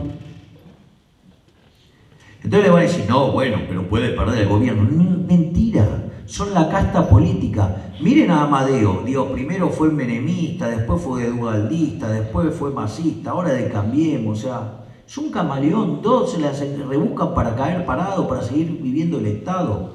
Es decir, ustedes van al avión, tienen más opciones que lo que es una elección acá, porque ustedes van al avión, por lo menos tienen pasta o pollo. Acá tienen pasta podrida de mierda o pasta podrida de mierda con globito, pero digamos, o sea, no hay diferencia, son todo lo mismo. Entonces, ¿qué es lo que pasa? En ese sentido, no tienen incentivos a hacer las cosas bien. Entonces ahí aparece el empresario que descubre que es mejor negocio entongarse con el político a expensa de los consumidores, y aparece entonces ahora, se convierte en ¿qué? En un empresario. Es un tipo aliado con el gobierno, ¿para qué? Para cagarle la vida a la gente, con productos de peor calidad, a un mayor precio. Son muy fáciles de detectar. Lo van a encontrar llorando por la competitividad. Entonces dice, bueno, pongámonos de acuerdo, pidamos que bajen los impuestos. No bajen los impuestos, no. Pongamos más protección, es decir, competir nunca. Ese es un empresario. A mí me pasó esto una vez en un estudio de televisión, me encontré con un empresario que era el presidente de la Cámara de Marroquinería, Cueros y no sé qué cosa. Un hijo de puta que creó una agrupación económica que se llama la José Belgelbar. Es lo mismo que, digamos, o sea, ustedes vayan a hacer una fundación por la defensa de los derechos humanos judíos y le pongan la Adolf Hitler. Ahí, ¿cuál es Entonces, nada, cuando lo dejé en evidencia me quiso cagar a trompada. Digo, se lo tuvo que llevar la seguridad, me tuvieron que dejar encerrado una hora. O sea, el tipo estaba como loco y encima me dice, no, porque vos me faltaste el respeto delante de mi hija. Bueno, si no querés que te pase, o no traigas a tu hija, o sea un empresario de verdad y no un empresario de mierda, digamos, que querés vivir de cagarle la vida a la gente. No, bueno, esa opción parece que no la tenía, así que me quería cagar a trompadas. Después, hay otro tipo de empresariado raro, que son los empresucios. Entonces, yo hoy estoy muy imaginativo, estoy muy creativo. Entonces, se me ocurrió inventar este caso. Supongan que viene un señor que hace un arreglo con el Estado y le dice, yo voy a hacer una ruta, me la pagás toda y no hago nada. ¿Existe? ¿Que acaso se levantó y andó? O sea, yo sé que es anduvo, por favor. ¿Está claro? Bien, empresucio. Después está el pobre empresario, o que no transó porque no pudo, o porque no lo hizo por cuestiones de índole moral. Ese tiene que lidiar todos los días con el fisco, o sea, ese lo persiguen hasta por abajo de la cama. En 22 días hábiles tiene 21 vencimientos. Es decir, está todo el día corriendo a ver cómo hace para agarparle al fisco. Es decir, cuando en realidad, sí, digamos, o sea, se debería dedicar a ver cómo puede hacer un mejor producto para competir. No, tiene que estar todo el día pensando cómo hace para pagarle a la FIP. Y después está la función empresarial en el funcionario público. Se da cuenta que, claro, puede tocar un botón, puede ejecutar una palanca y mandar a la quiebra una empresa. Ustedes dirán, esto es joda. Esto pasó. Un día, explícitamente, Koinor, o sea, Poderoso el Chiquitín, o sea, Axel Kichilov, estaba enojado con el señor Paolo Roca por lo que le cobraba Ternium a las empresas automotrices La Chapa. Entonces dijo, yo si quiero firmo un decreto y los mando a la quiebra.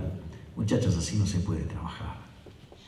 Es decir, por eso, digamos, cuando los países son libres y prósperos tienen mercados, y cuando son miserables tienen burócratas. Entonces, vamos a otra de las estafas, que es el Banco Central. Voy a tratar de evitarles el suplicio y me voy a quedar con... De vuelta, el impuesto inflacionario óptimo. Es decir, Esto, digo, es como que, ¿vieron la pelotudez esa de la teoría del valor medio? O sea, el punto medio. Dice, no, bueno, entonces una punta está acá, otra punta está... Bueno, entonces tiene que haber algo en el medio que es mejor. Bullshit. Eso le pasa solamente a los pelotudos que no tienen claras las ideas. Yo se lo voy a hacer con un ejemplo. Está claro que el respeto a la vida está bien.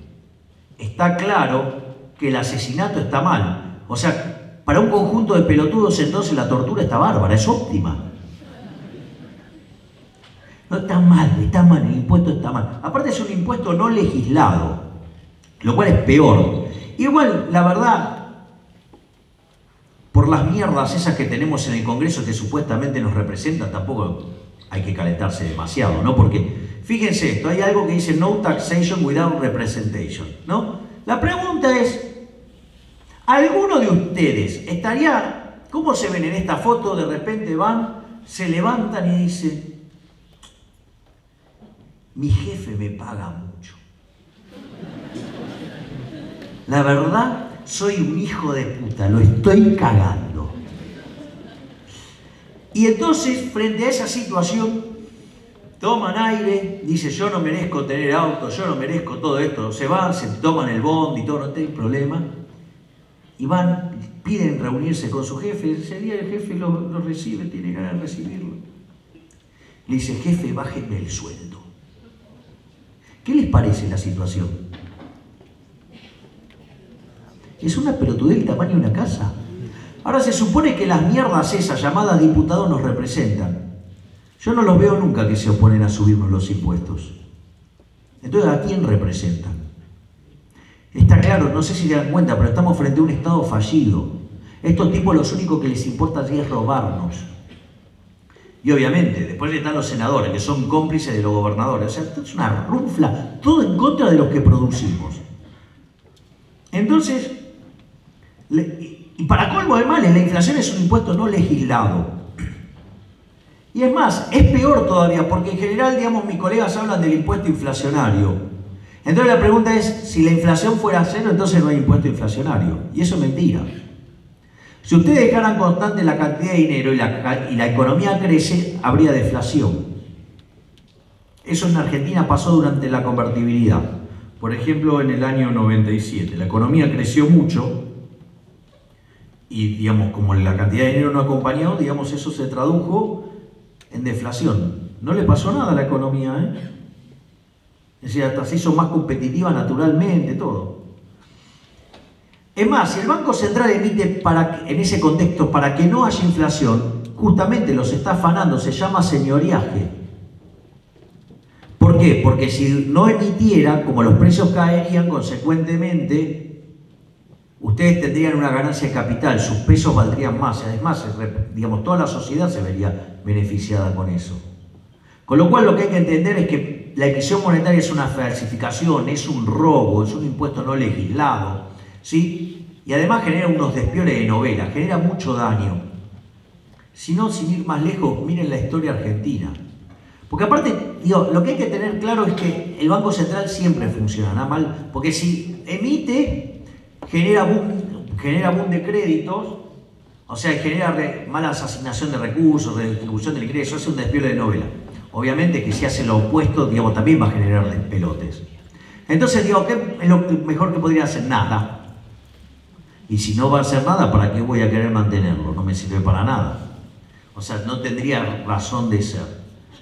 Entonces, la realidad, veamos lo que fue la historia monetaria argentina. Antes de que exista el Banco Central, porque es de 1935, Argentina tenía una inflación del 3%, o sea, tenía caja de conversión, estaba haciendo la convergencia, estaba recomponiendo los precios a niveles internacionales que venía de muy abajo, entonces tuvo una inflación de 3% anual.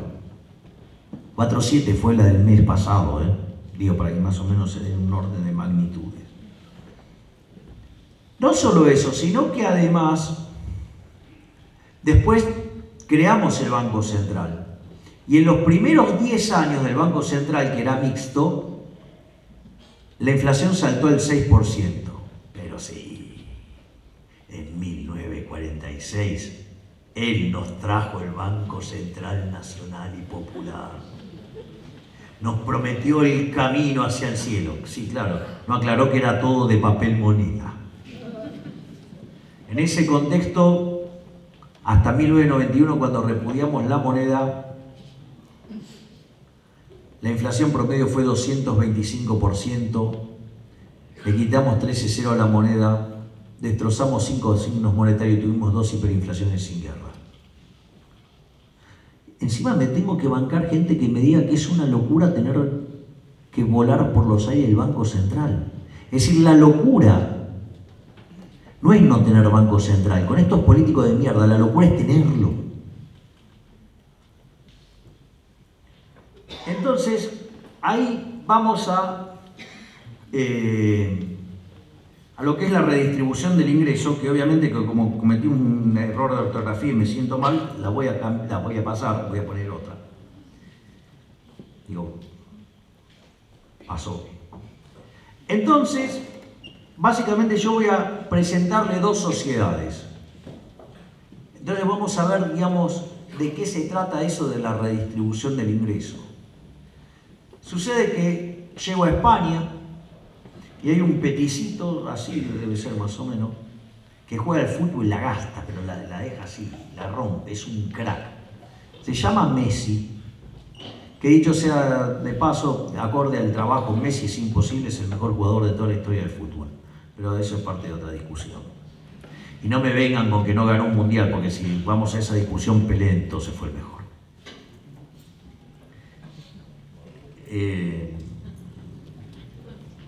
No me lo festejaron y decir que acá hay muchos del lado de mala droga. No, es un chiste. Entonces, ¿cuál es el punto? El punto es que todos quieren tenerlo a Messi porque saben que va a ganar. Adivinen qué descubre Messi, que puede cobrar más. Entonces, ¿qué hace Messi? Dice, no, bueno, yo quiero el equivalente a la recaudación de 2 estadios. Entonces, básicamente tienen que duplicar el precio de las entradas. Los únicos que están dispuestos a pagar esas entradas son los catalanes. Entonces lo compra el Barcelona, empieza toda la liga y el Barcelona les gana a todos, pero de ida, de vuelta. Lo golea el Madrid, lo estropea, lo gasta. Miren qué interesante, ¿no? Los daños que hace el fisco. Pregúntenle a los hinchas del Real Madrid. ¿No? Digo, Cristiano Ronaldo, perseguido por el fisco español, se terminó yendo, no le gana a nadie. Tomá, fisco, ¿no? Pero, entonces, ¿cuál es el punto? El punto es que cuando termina todo eso, queda en la distribución del ingreso, primero Messi, hipermultimillonario, después vienen los directivos del Barcelona con los jugadores del Barcelona, después vienen todos los españoles, salvo los catalanes, y por último los catalanes. Entonces viene un pelotudo y dice, ¡ay, qué sociedad desigual! Es más, ¿qué carajo debe pasar en Cataluña que genera además tanta desigualdad? Entonces hay que redistribuir el ingreso. La pregunta es, ¿qué tiene de malo esta sociedad? Si cada uno de los que participaron hicieron todos los intercambios de modo voluntario, cada uno consiguió lo que quería, ¿qué tiene de malo eso? Fíjense que estar mirando el tema de la distribución del ingreso, que si el otro gana más, que esto, que el otro, es un problema de envidia. Es un problema que genera odio, que genera resentimiento, el resentimiento hacia el exitoso. Eso está muy bien descrito en un libro de Mises que se llama La mentalidad anticapitalista. Y claro, ustedes quedan expuestos. Imagínense las mujeres del resto de los jugadores y dicen, che, pelotudo, mirá lo que hace Messi, vos ganás esto, idiota. ¿Se dan cuenta? Claro, o sea, claro, quedan expuestos. El otro es mejor. Entonces, se me ocurren algunos chistes más subido de tono, pero por el momento voy a pasar. Sí, es como el boludo ese que dice, chiquitita pero rendidora. Eso es para socialistas. Claro. Claro, porque yo siempre digo que los socialistas son el club de los penes cortos. Porque ¿quién va a clamar por el pene promedio? El que la tiene chiquita, el que la tiene grande no anda pidiendo amputación. Este chiste se va a poner más lindo cuando pensemos en las cuestiones estéticas. O sea, aparte tienen un problema con el agua, algo, ¿no? Porque siempre están sucios, todas esas cosas. Sí, en serio, el otro día andaba dando vuelta un meme que era tortura para un zurdo, era una ducha. Encendida. Pero ahora vamos a ver otra sociedad. Supongan que voy a tomar un colectivo con mi amiga Cristina. Entonces, mi amiga Cristina es una luchadora social, está comprometida con los más vulnerables. A ella le importa la igualdad, la distribución del ingreso y todo ese tipo de cosas. Entonces vamos, nos sentamos. Obviamente ella se sienta a mi izquierda. Y de repente sube un señor con los bolsillos que reventaba de dinero. Toda esa situación a ella la puso tremendamente furiosa. ¿Cómo puede ser que este hombre tenga todo ese dinero y nosotros seamos unos pelagatos? Acá hay que redistribuir la riqueza, acá hay que redistribuir el ingreso. A ella no le importó nada si este hombre, digamos, se habría ido a endeudarse para conseguir esa plata y pagar, digamos, la operación de los ojos del hijo, que se va a quedar ciego, ¿no? Eso no importa, eso a ella no le importó. O si se rompió el lomo laburando para conseguir eso. Entonces toma el bate ese que hay en los colectivos para pegarle a las ruedas, para ver si están bien, le pone el bate en la cabeza, por la buena el señor le dice: o me das todo tu dinero o te rompo la cabeza. El señor, obviamente, en ese momento tiene que hacer cálculo y dice: la verdad es que si le digo que no, me va a romper la cabeza y además me va a sacar el dinero. Con lo cual, entre el escenario me quedo sin dinero y la cabeza, y me quedo sin dinero y sin la cabeza, prefiero darle la plata. ¿Para qué? Porque de última puedo volver a laburar y tratar de salvar los ojos de mi hijo, dice el señor. Entonces le da toda la plata. Entonces Cristina agarra toda la plata y, suponiendo que no se la gasta en carteras, o yo estoy muy creativo, usted está con ganas de reírse, o esta es más difícil, que vaya a Nueva York a comprarse los zapatos de las suelas rojas y los hace pintar de negro para que no se note que son los de la suela roja, y tiene que pagar el triple de precio porque justamente la casa esa, el valor es que la suela es roja. Supongamos que tampoco hace eso. Supongamos que no se le da por iniciar un emprendimiento hotelero y financiarlo con una aerolínea de bandera. Supongo que no pasa todo eso. Y que definitivamente ella la redistribuye equitativamente entre todos en el colectivo. La pregunta es: ¿alguien podría decir que esta segunda sociedad es más justa? Fíjense que es una sociedad profundamente violenta. Es tremendo, es un espanto. Es decir, el hecho está precedido de un robo, de un trato desigual frente a la ley. A uno le sacó, al otro le dio. O sea, una locura total. Es más, vieron que ahora los kirchneristas dicen: pero antes estábamos mejor. Sí, claro, estábamos mejor, obvio.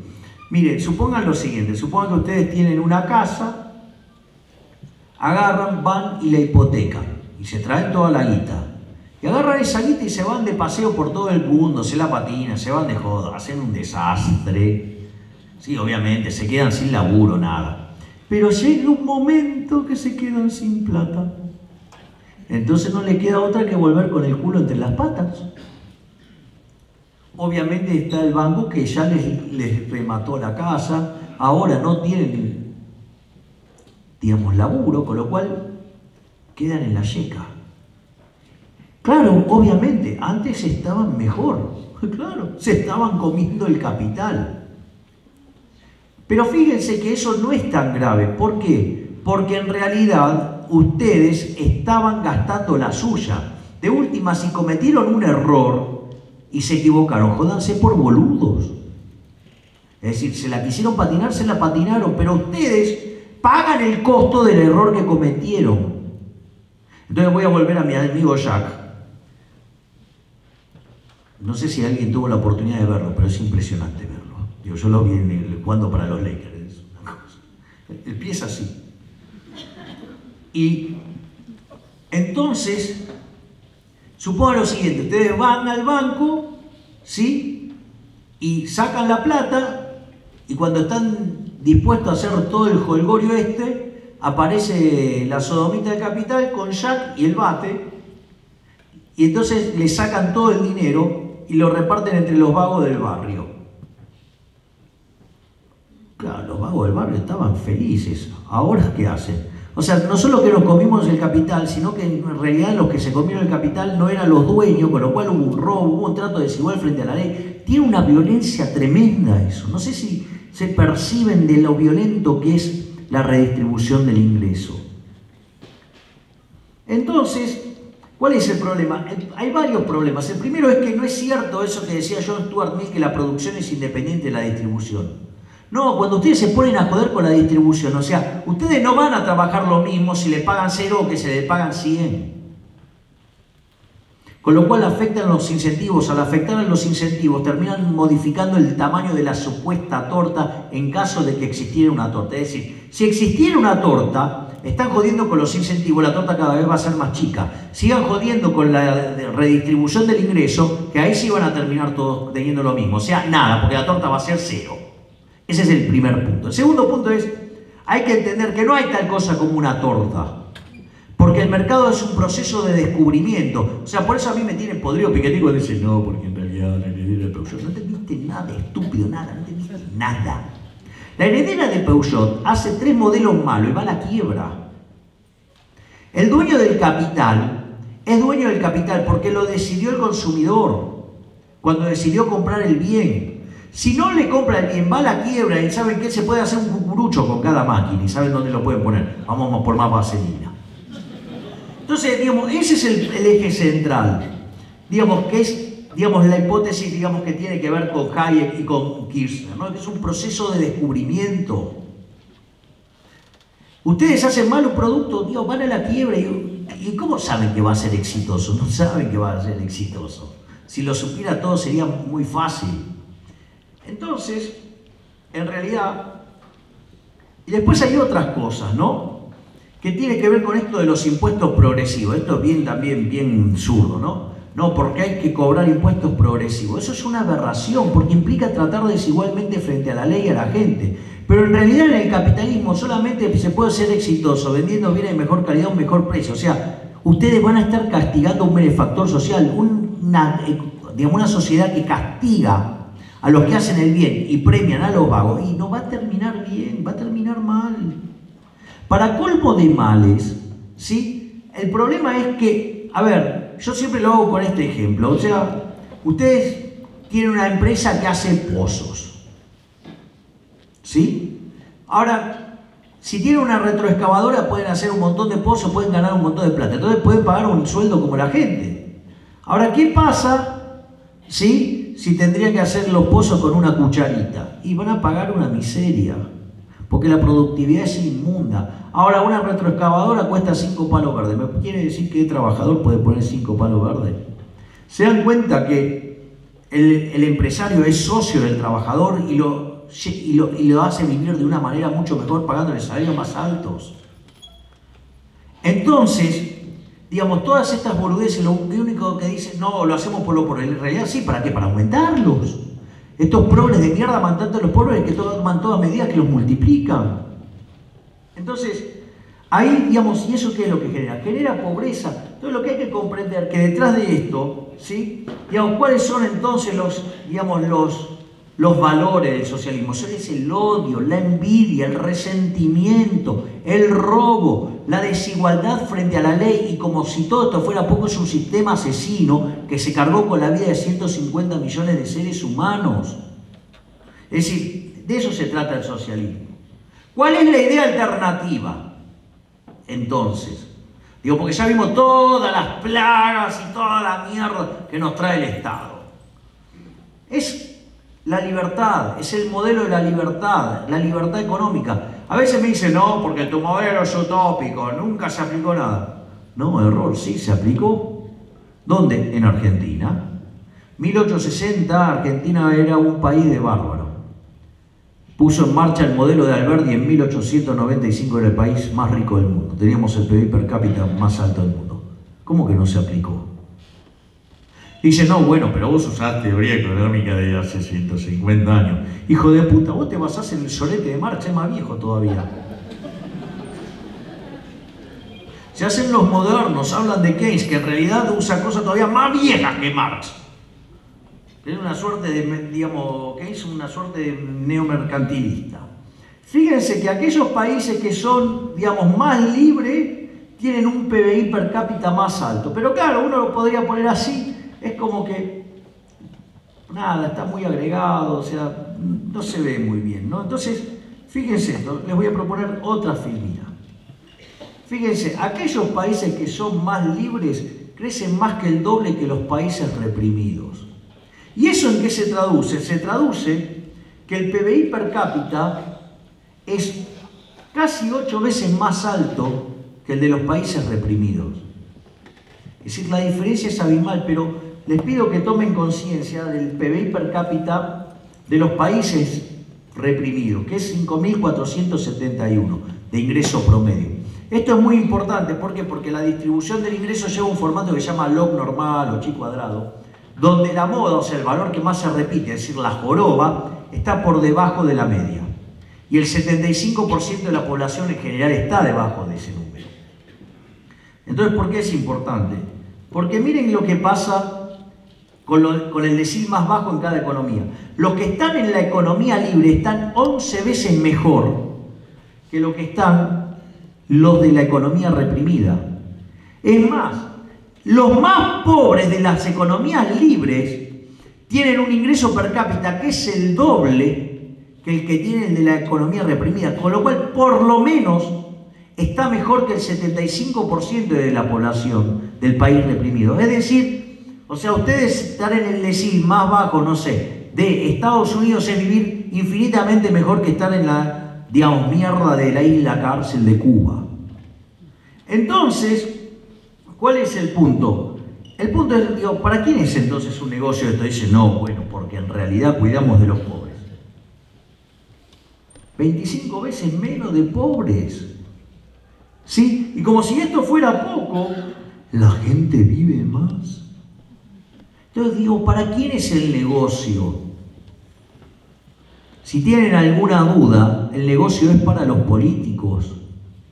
Los políticos son una suerte de sociópatas que quieren convencerlos a ustedes que son unos inválidos en todos los aspectos de su vida, que ustedes no podrían vivir si no fuera por ellos, cuando en realidad es al revés. Esos hijos de puta no sirven para nada, son unos parásitos, y en realidad los que no pueden vivir si no trabajamos nosotros son ellos. Tomen conciencia de ello, el problema son ellos, no nosotros.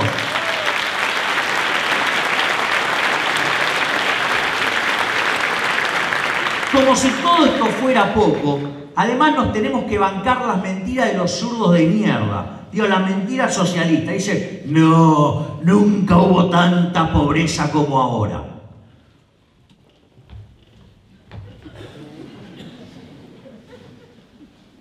Esta es la evolución, ¿sí?, de la cantidad de pobres en el mundo.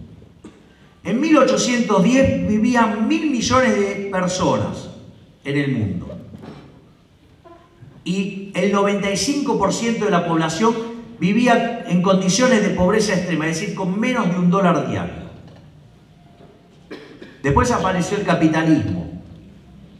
Hoy, en un mundo donde viven 7.250 millones de seres humanos, los que viven en condiciones de extrema pobreza es menos del 5%. Zurdos, la recontra tienen adentro.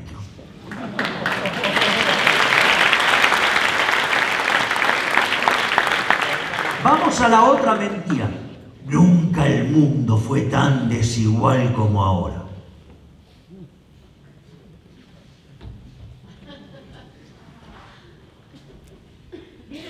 el gráfico que está en el extremo superior izquierdo.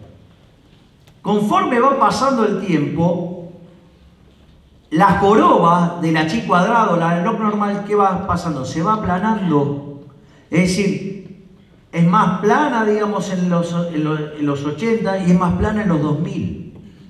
Es más, digamos, el coeficiente de Gini, que mide la desigualdad, uno de los tantos, se cae más rápido que el calzón de una meretriz cambrienta. Es más, vamos a hacer trampa a los números como hacen los zurdos, es decir, mostrar los gráficos de una manera para que parezca peor. Ejemplo, ¿ven el gráfico que está en el año 60, el 80 y el 2000? ¿Ven que el 2000 está mucho mejor? ¿Qué hice? Les puse una versión amplificada, así lo ven como algo terrible. Miren lo que pasó años después, 11 años después. Es decir, el mundo, conforme se va cumpliendo el proceso de convergencia, la distribución del ingreso se va igualando, se va haciendo menos desigual. Pero, ¿vieron que? ¿Qué quiere que le diga? Van a decir, no, porque cuando uno le saca el caso de las maravillas, de lo que fueron los países comunistas, ¿no? Entonces uno le compara, por ejemplo, a Austria con Hungría, le compara a la Alemania capitalista contra la Alemania comunista, Hong Kong contra lo que era China antes de que empezara el proceso de apertura en los mercados, digamos, Estados Unidos versus la Unión Soviética, Panamá o Puerto Rico contra Cuba. Dice, no, pero el verdadero socialismo es el de los países nórdicos. Entonces, veamos qué dicen los países nórdicos. Posición en Doing Business. Tenemos en el lugar 3 a Dinamarca, en el lugar 8 a Noruega, en el 10 a Suecia, en el 13 a Finlandia. Argentina, 144.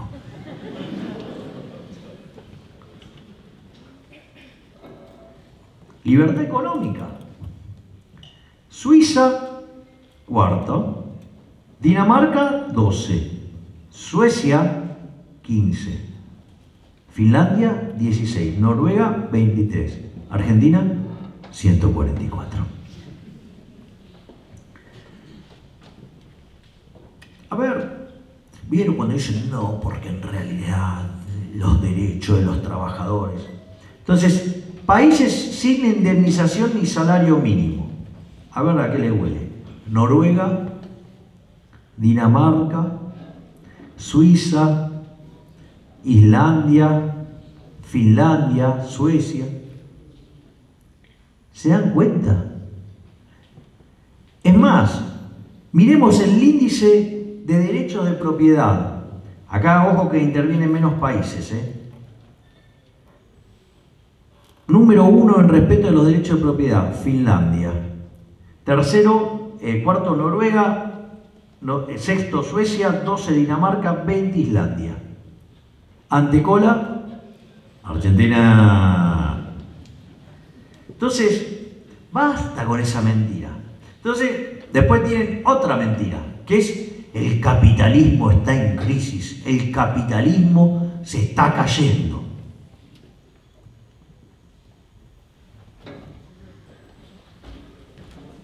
O yo soy pelotudo, se ve mal.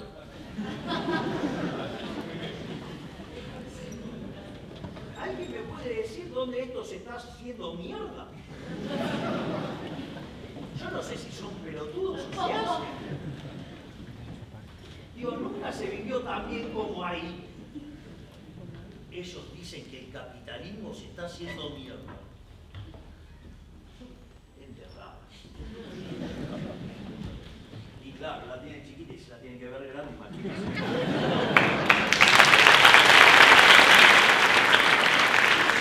Entonces, qué sé yo, debe haber un problema, no sé, en la tasa de crecimiento, se debe estar desacelerando el mundo. Crecimiento del mundo. Entre el 0 y el 1800, 0,02% per cápita. Siglo XIX, 0,65, es decir, se multiplicó por 33 casi. Primera parte del siglo XX, 1,06. Segunda parte del siglo XX, 2,1. Tercera parte, 3. O sea, disculpen, lo que va del siglo XXI, 3%. Todo per cápita. Es más, hay estudios sobre el crecimiento que muestran que las cuentas las cuentas nacionales subestiman el crecimiento económico en un 0,25. Con lo cual, durante el siglo XX, la segunda mitad, el mundo no creció 2,10, creció 3,25. Con lo cual, en este momento, el mundo está creciendo al 4,25. Esto quiere decir que si no se acelera la tasa de crecimiento, que yo no sé dónde ve Piketty que esto se está destrozando, esto parece que está recontra vigoroso, pero no importa. A ver, lo que quiero decir es, si no se acelera más, se queda constante, el crecimiento ese implicaría multiplicar por 60 el PBI per cápita a lo largo de un siglo. Es decir, que a lo largo de un siglo lograríamos 4,7 veces más que lo que logramos en toda la historia de la humanidad, porque antes en el siglo ni siquiera había crecimiento. Entonces, digo, muchachos, tienen un problema con los datos. Dejen de mentirle a la gente. Es decir, yo no sé si odian más la ducha que los datos. Entonces, la pregunta es, bueno, ¿pero en qué se sostiene este sistema? Este sistema se sostiene básicamente en 5 instituciones fundamentales. El primero es la propiedad privada. Ustedes, para poder hacer las transacciones, para que funcione el sistema de precios, para que el sistema de precios cumpla su rol de coordinación dentro de la economía, les recomiendo un artículo de Hayek que se llama El uso de la información en la sociedad, que es una maravilla. Esto funciona con propiedad privada, porque si no los precios no funcionan, no hay coordinación, no hay nada, o sea, es un desastre. Y mercados libres, es decir, sin intervención del Estado. Es decir, que no esté sucia la señal por la presencia de impuestos o burócratas metiendo la mano ahí en el medio.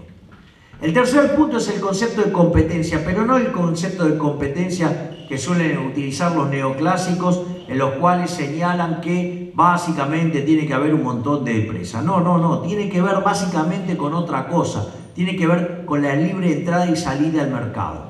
Eso es la competencia. No importa si hay uno, si hay dos, no importa.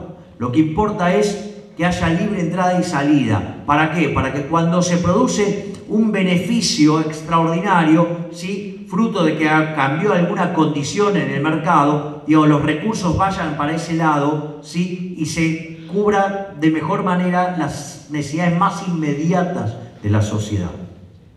Y después están otras 2 instituciones que trabajan juntas, que es la división del trabajo y la cooperación social. Y acá, es otra cosa que me molesta profundamente de los zurdos. Dicen, no, porque ustedes los liberales asumen que todas las personas son iguales. No, hijo de puta. Gracias a Dios somos todos distintos y eso permite la división del trabajo. Supongan que Iván se dedica a producir alimentos y yo me dedico a producir zapatos. O al menos es en lo que somos mejor cada uno. Si no pudiéramos comercializar, yo tendría que tener unos alimentos de mierda y Iván quizás ande en patas. Cuando nosotros descubrimos que él hace zapatos, yo alimento al revés, ya no me acuerdo. ¿Qué hacemos? Lo intercambiamos. Entonces uno se especializa en los zapatos, otro se especializa, en los alimentos. Miren, si fuéramos todos iguales y todos tuviéramos zapatos, o sea, se nos cagamos de hambre, es una mierda eso.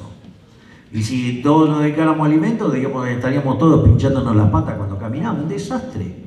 Con lo cual, gracias a Dios somos todos distintos, porque eso potencia la división del trabajo, y la división del trabajo, no solo genera mayor crecimiento económico, sino que además genera cooperación social. Por eso decía Bastiat que donde entra el comercio no entran las balas. Porque ustedes pueden odiar a la otra parte, la pueden odiar literalmente, pero el éxito de ustedes tiene que ver con que el otro les compre su producto. Forzosamente lo van a tener que tratar bien, porque si no van a quebrar. Entonces es profundamente irritante cuando estos pelotudos dicen: no, porque ustedes los liberales hablan de la teoría del derrame, poniendo cara de inteligente y voz de locutor. Digamos, necesitas poner toda esa, tenés que hacer toda esa imposición para ocultar la pelotudez que estás diciendo, hijo de puta. Porque en realidad, en el capitalismo no hay derrame, no hay ninguna, primero, en ninguna parte de la literatura habla del derrame. Por eso yo siempre los desafío a que decime dónde hay una parte de la literatura liberal que hable del derrame. La última vez que me pasó esto, me pasó en Crónica con Datelis. Entonces lo desafié. Y me dice: Simon Kuznets, hijo de puta, ese es keynesiano, ese es zurdo como vos, la concha de tu madre. Digo, viene con un keynesiano. No hay derrame, no hay derrame. En el capitalismo no hay derrame. Es por el mismo motivo, digamos, que las empresas privadas se ocupan de que no haya corrupción. No hay derrame. Porque si hay derrame, va a entrar otro y va a producir el mismo bien, no más barato, de mejor calidad, al mismo precio, y lo manda a la quiebra. ¿O acaso se creen ustedes que Bill Gates es un derrame de IBM? ¿O se creen que Steve Jobs fue un derrame de Bill Gates? ¡Las pelotas! Esos tipos, digamos, son exitosos porque no se les derrama nada. Entonces me tienen las pelotas por el piso con eso. La teoría del derrame. No hay derrame. Y si hubiera derrame, como los intercambios son voluntarios, de última, habría para los dos lados. Con lo cual, o sea, básicamente lo que hay que comprender es que las instituciones del capitalismo son la propiedad privada, los mercados libres, la competencia, la división del trabajo, ¿sí? La cooperación social. Es decir, es un sistema que promueve la paz. No solo eso, sino que además se premia el esfuerzo, premia el ahorro, premia, digamos, que ustedes solamente van a poder ser exitosos sirviendo al prójimo con bienes de calidad a un mejor precio. Y sobre todas las cosas, es el respeto irrestricto del proyecto de vida del prójimo. Con lo cual, digamos, con esa mierda de que ellos son moralmente superiores, las pelotas, porque los valores de ellos son una mierda, porque es la envidia, el odio, el resentimiento, el robo, el trato desigual frente a la ley, sí, y además el asesinato. Entonces, no solo somos más productivos, sino que además también somos mucho mejores en lo moral, en lo ético. Y eso no es todo, eso no es todo. Además, somos superiores estéticamente. Miren la mierda que es Cuba. ¿Sí? Parece un queso gruyère las paredes.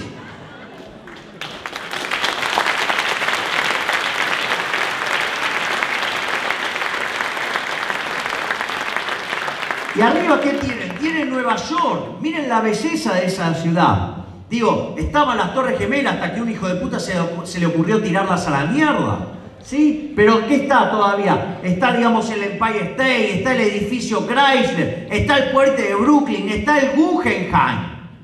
¿Sí? ¿Cómo eran los edificios de la Unión Soviética? Eran cuadrados, oscuros, sin ventanas. Es decir, es más, casa de diplomáticos hasta tenían que hacer pasar los chanchos en invierno para no cagarse de frío. No solo eso, ¿cómo eran los autos que tenían estos hijos de puta? El Lada. Era una cosa verdaderamente espantosa, horrible, fea. ¿Sí? Que era básicamente, tenían que esperar un montón de años para recibir ese auto de mierda que además andaba para el culo. El otro era el Dacia, que era como un Renault 12 pero versión más fea, que además andaba mal y que ya había pasado de moda. Entonces, ¿qué había del lado capitalista? La Ferrari, la Lamborghini, la Maserati, el Lotus, el Rolls Royce, ¿sí? El Mercedes-Benz, el Bentley. Por lo tanto, es más, fíjense, de este lado se invitó la bikini y la minifalda. Miren si no seremos muchísimo mejores. O sea, Dios, digamos, con lo cual no solo somos superiores en lo productivo, somos moralmente mejores, somos el único sistema moral, y como si todo esto fuera poco, además somos superiores estéticamente. ¡Zurdos de mierda, tiemblen! ¡La libertad avanza! ¡Viva la libertad, carajo!